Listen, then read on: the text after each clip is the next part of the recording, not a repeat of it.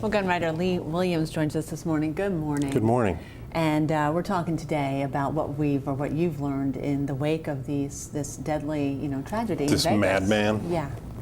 Well, a lot of speculation on how did he get machine guns. Usually, machine guns are very rigidly controlled, and I think since they enacted federal registration, only 3 have ever been used. 3 of 180,000 only been used in a crime. So Associated Press moved this morning a quick story that this whack had bump fire installed on 2 of his rifles. It's a stock that it's a weird contraption that uses the energy from the gun pushing back. There's a spring in it, and then the spring pushes the gun forward, and there's a place to put your finger. It simulates fully automatic fire. It sounds like a machine gun, although several of my readers picked up when we heard those horrible videos and the audio of the shooting that didn't sound like a real machine gun fire. So he's using these bump fire stocks, which you can buy anywhere. They're ATF has signed off on them. Okay. They're not a machine gun. I don't know. I don't use them. I don't know why anybody would. But that settles the whole machine gun issue. A lot of speculation. A lot of my guys are writing in about the motive and whether or not the guy's a terrorist. My humble opinion, if you shoot 500 people and kill 60, you're a terrorist. I don't care if there's no ISIS ID card in his wallet.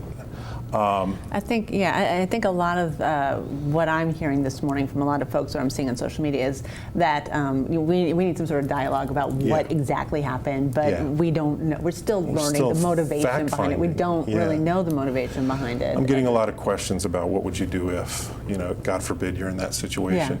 And I think for me, initial takeaway is move you and your family to cover. There's concealment, which hides you from a bad guy, and then there's cover, which stops bullets, and then start rendering aid. A lot of my guys are saying that they're going to start carrying tourniquets now. Really? Small, yeah. It's hard to believe that in this age we have to talk about that as well.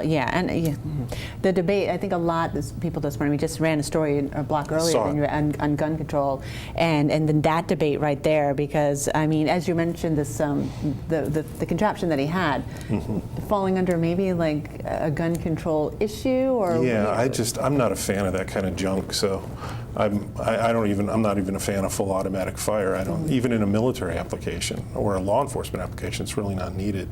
I will say this, I'm not a tactical expert, but my co-host on our podcast is Bob Keller from Gamut Resolutions, and we're devoting the whole podcast to talking about this massacre that occurred in Vegas. Only fantastic, I say, because people want to have a forum to go and actually hear it and sort out the details and express their opinions and whatnot. So your podcast is when? They go live every Thursday. We record them around 2 p.m. and they'll be live Thursday afternoon. And send in your questions. You can get me at lee@thegunwriter.com, and we'll be happy to answer everything. We're devoting the whole hour to nothing but answering questions.